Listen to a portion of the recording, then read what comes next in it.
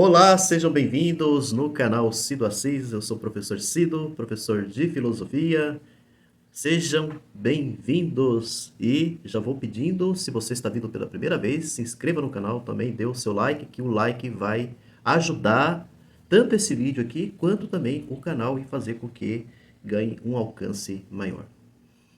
Pessoal, hoje eu quero convidar vocês a fazer uma reflexão aqui importante do ponto de vista da filosofia. De modo assim, especial de um filósofo, um grande filósofo do século XVIII, que se chama Immanuel Kant. O Kant, que é um filósofo na área da filosofia muito conhecido, tá? E é também um dos filósofos, talvez, vamos dizer assim, mais estudado, né? No campo não apenas da filosofia, mas de diversas áreas do saber. Dou um exemplo para vocês: o direito. O pessoal do direito, com toda certeza, conhecem Kant, né? Uma boa parte, principalmente os mais estudiosos, né? Os especialistas da área de direito, com certeza conhecem Kant. Aqui já vai demonstrando assim a grande importância que esse pensador tem.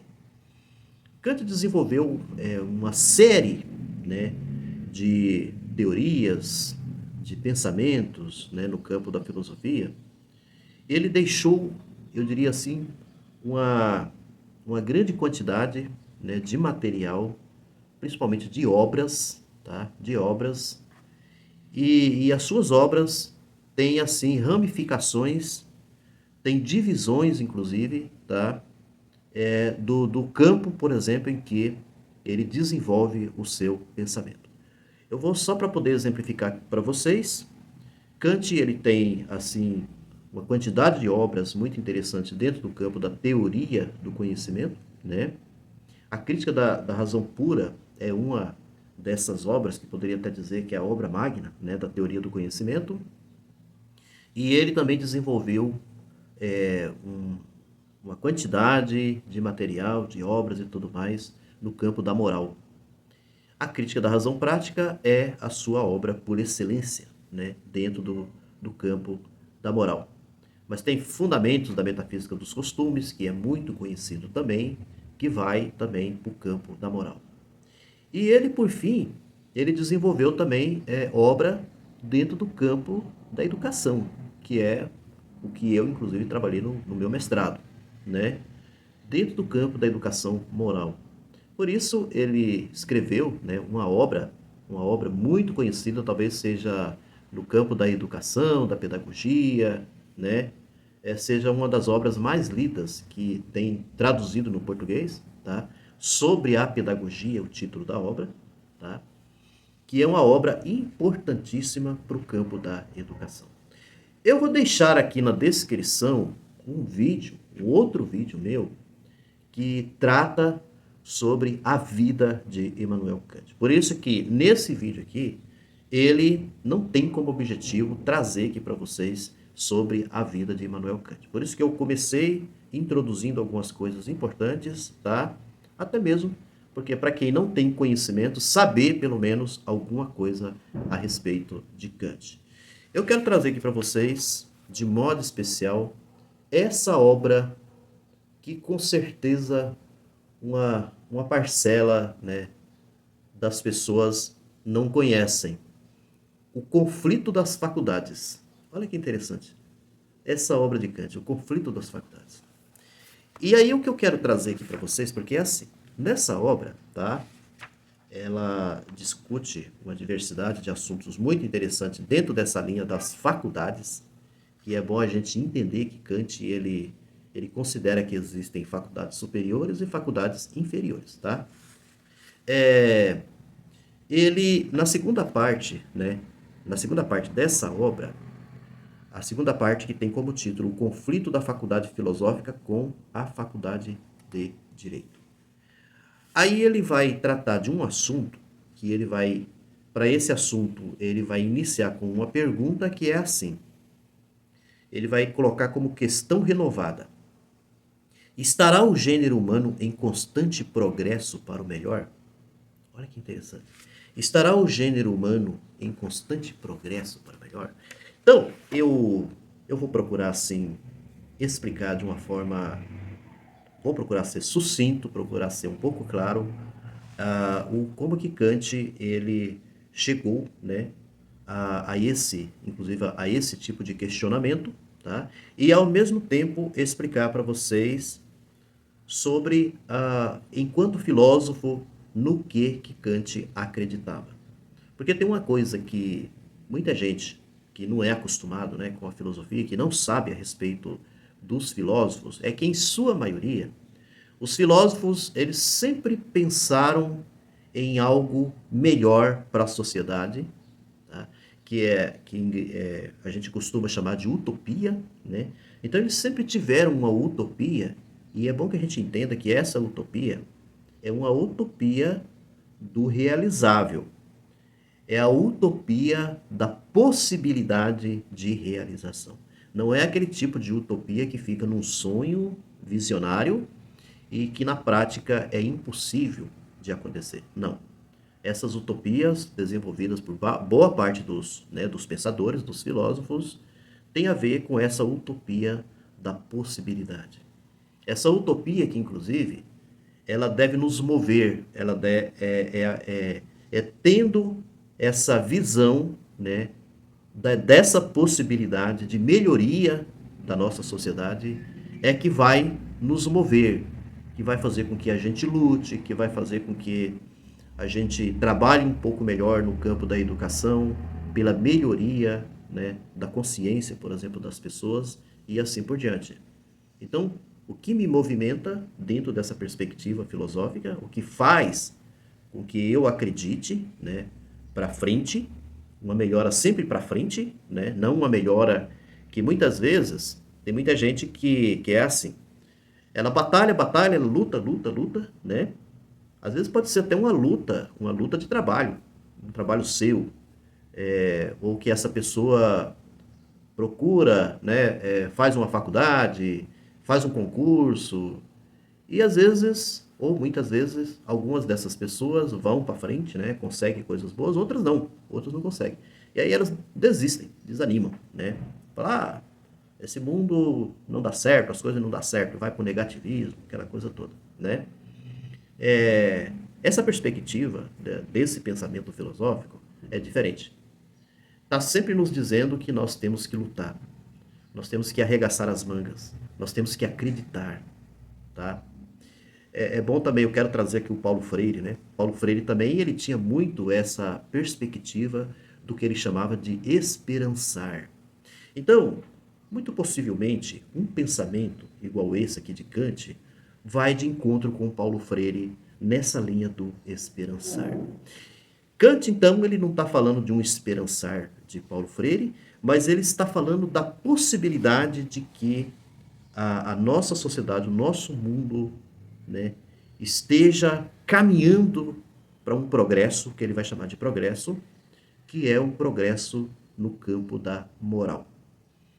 Kant, ele não quis trabalhar de outros meios quando se fala de progresso, né? Progresso econômico, ou qualquer outro tipo de progresso, né? Que nós já conhecemos, progresso social, progresso político, ou qualquer coisa assim. Ele vai trabalhar na perspectiva do progresso moral, né? Ele vai até dizer que o progresso que na perspectiva que ele pensa, né, que ele trabalha, só deve acontecer no campo da moral. Então por isso ele faz essa pergunta: estará o gênero humano em constante progresso para o melhor? Então Kant ele parte de uma perspectiva de que a humanidade, aí é bom a gente entender aqui porque o Kant de maneira nenhuma ele está trabalhando do ponto de vista individual, né? Do ponto de vista de uma evolução moral individual, particular das pessoas, né? Ele está sempre procurando aqui trabalhar do ponto de vista da humanidade, o que ele vai chamar do gênero humano, né? Do gênero humano no seu todo, tá? Então, o gênero humano, né, essa humanidade, né, no seu todo, ele acreditava, né, e ele defendeu essa tese de que há um progresso moral acontecendo. Que ele vai até dizer assim, que vez ou outra, esse progresso, tá? O progresso no sentido evolutivo, tá, pessoal? Que vez ou outra esse progresso ele pode ser interrompido, né? Ele coloca um exemplo assim, a guerra, né? Só para citar como exemplo, ou qualquer outro tipo de violência na sociedade, ou uma interrupção até política que pode acontecer, como a questão da extrema direita que está aí, né? Ele vai dizer assim que esse progresso, ele, em alguns momentos, ele possa ser interrompido, mas ele jamais deixará de ter essa continuidade desse progresso moral. Porque ele coloca o seguinte, não é que Kant está querendo trabalhar um determinismo, né, social.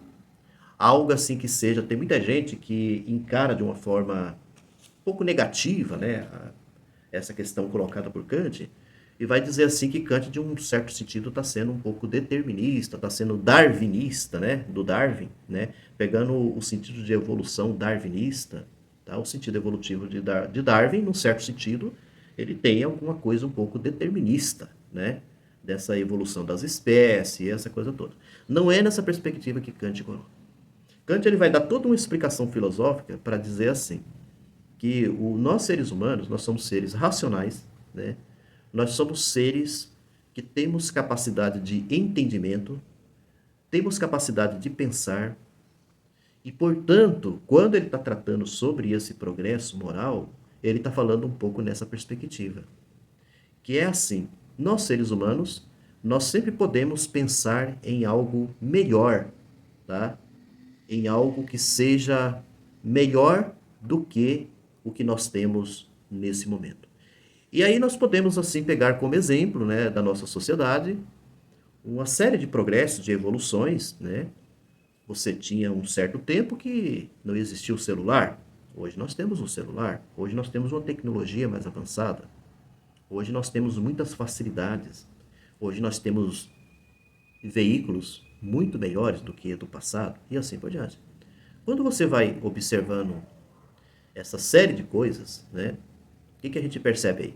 A gente percebe que existe uma evolução.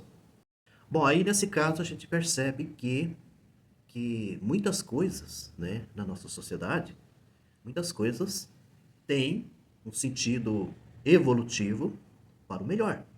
Ou seja, coisas, né, que a gente vai produção de maquinários, produção de carros, produção de até de uma casa, né, de um prédio, qualquer coisa assim, muito melhor do que o que você tinha no passado. E é claro que quando a gente está tratando disso, dessas coisas, a gente tem que perceber o seguinte, que quando se trata do ser humano, a gente vai percebendo como nós temos na nossa sociedade, né? A gente percebe muito na nossa sociedade a questão da violência, do ódio que está muito presente aí.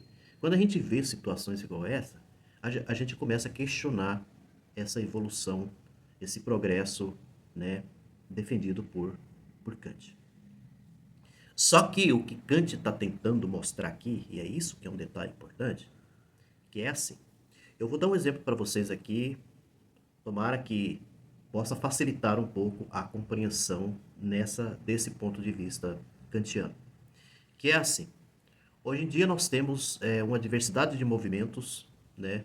Eu dou um exemplo assim, o movimento feminino, né? As feministas, né? Na sua diversidade que existe, o LGBT, né? E aí você tem uma diversidade de movimentos sociais que lutam por direitos, que lutam para poder, inclusive, mostrar para a sociedade que eles são seres, são pessoas viventes, pessoas que têm todos os direitos como qualquer, que são cidadãos, né, que têm direito como qualquer outro cidadão que vive na nossa sociedade. Quando você vai percebendo tudo isso, a gente percebe uma evolução que vai acontecendo, é um progresso que está acontecendo. E é nesse sentido, a meu ver, que Kant está trabalhando. É nessa perspectiva que Kant coloca, né, todo a sua esperança, essa coisa toda. O esperançar, como o Paulo Freire coloca. E aí, para poder encerrar aqui, senão o vídeo vai ficar longo demais, é bom a gente lembrar, tá, aqui, que como ele até coloca como segunda parte o conflito da faculdade filosófica com a faculdade de direito, porque assim, Kant é um dos pensadores, né, dentro do campo, por exemplo, até do direito internacional, um dos mais respeitados que existe, dos mais lidos, né, porque ele trata também a respeito disso sobre o direito dos povos, né. Se eu não me engano, John Rawls, eu acho que ele vai trazer, né, uma discussão sobre o direito dos povos, tá? Ele escreve uma obra sobre o direito dos povos e ele vai ter como foco o Kant, vai trazer o Kant para fazer essa discussão. Porque assim, uma das coisas evolutivas, né, que podemos pensar muito sobre isso, sobre a veracidade disso, a possibilidade disso, que Kant trabalha, é sobre a paz mundial. Que ele até escreveu uma obra chamada A Paz Perpétua. Então ele vai defender muito assim no campo do direito internacional aquela ideia de que nenhuma nação tem o direito, né? Não há nada que esteja assim nesse campo de aprovação ou qualquer coisa assim, de que uma nação invada a outra nação. Invadir no sentido de guerra, né? Como guerras como nós temos no mundo atual. Como nenhuma nação também não tem esse direito de interferir na constituição ou qualquer coisa assim de uma outra nação. Então Kant ele trabalha muito nessa linha da independência dos povos, tá? Na autonomia dos povos, ele defende muito essa ideia. Isso é muito importante, tá? E quando a gente está falando desse progresso moral, essa caminhada da humanidade para o melhor que Kant está trabalhando, ele coloca também essa perspectiva da paz, tá? Por isso Kant também é considerado um filósofo da paz. Ele fala da guerra, da existência da guerra, tá?